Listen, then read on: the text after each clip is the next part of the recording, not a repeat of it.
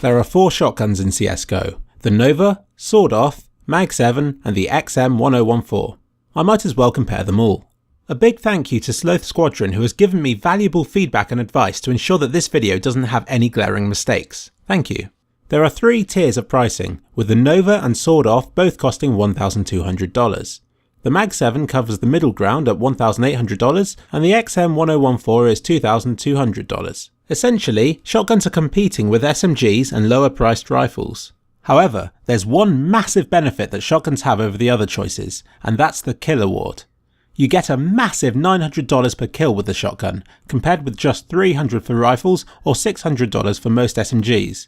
Factor in the shotgun's low cost and you've got yourself a potentially lucrative income from choosing these weapons.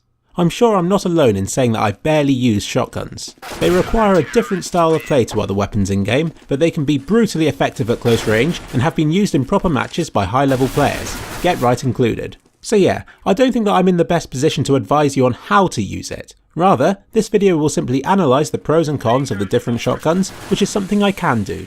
If you want to know how to use them, then look elsewhere or simply load up a deathmatch server. Let's look at some odd quirks that the shotguns have. The Mag 7 is the only one that isn't reloaded one shell at a time. This is a mixed blessing. Overall, it's faster to reload completely, but you are unable to fire midway through the animation like you are with the other shotguns.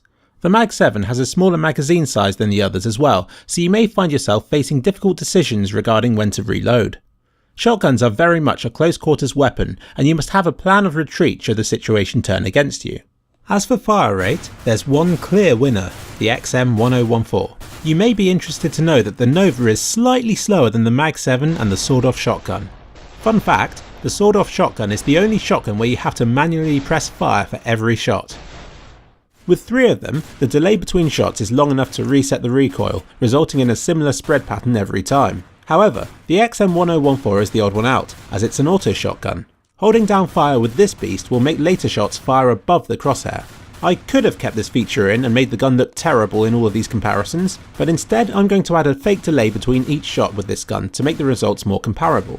I think it's unfair that this gun should be punished for giving you more freedom over the fire rate and accuracy. With experience, you'll manage to get the best of both worlds out of this gun. Simply keep in mind that you'll have to compensate for the recoil if you go full auto with this gun in game. Right, let's get on with it. I fired 32 shots with each gun at a wall 512 units away in 4 different stances, and this is how they compare. Note that I walked closer to the wall to get this view. This isn't the range at which I was firing from. Standing still and firing, they all offer the same level of spread apart from the Sword Off shotgun, which is more imprecise. The XM1014 was fired the same number of times, but it fires fewer pellets than the others, so it doesn't look as wholesome. There are no major surprises with the crouching, it shows about the same thing again. Moving is where things get interesting. Immediately you can see that the Mag 7 has the tightest spread. What you might not notice is that the Sword Off shotgun does surprisingly well. It's now about as accurate as the Nova and XM1014, a significant improvement in comparison to standing still. Interestingly, when crab walking, the Sword Off becomes the least precise weapon again. I might as well use this opportunity to say how few pellets the XM1014 fires. Beyond close range, it really is hit and miss. Literally. You'd be lucky to hit the broadside of a barn. Movement speed also varies between weapons. Here is a table of all of the maximum speeds. The slowest is the Sword Off and the fastest is the Mag 7.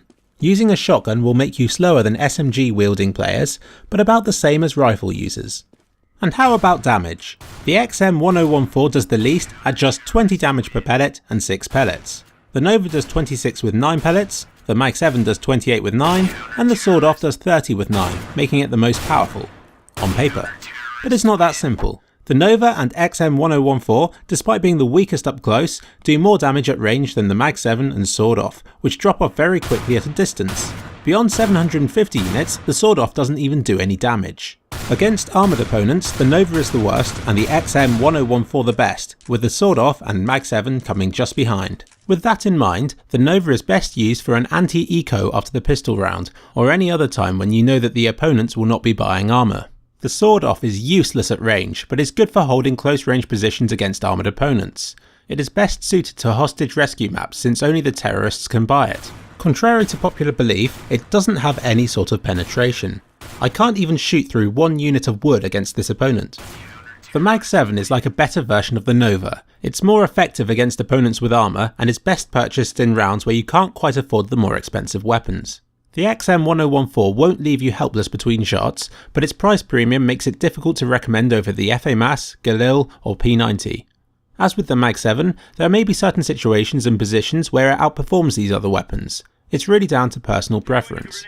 I would say that the shotgun to use depends very much on what you're going to do with it. Take some time to practice with them and you'll be rewarded with a cheap and occasionally very effective weapon that others don't really understand. Plus it's a great way to upset opponents. And at the end of the day, that's what CSGO is all about.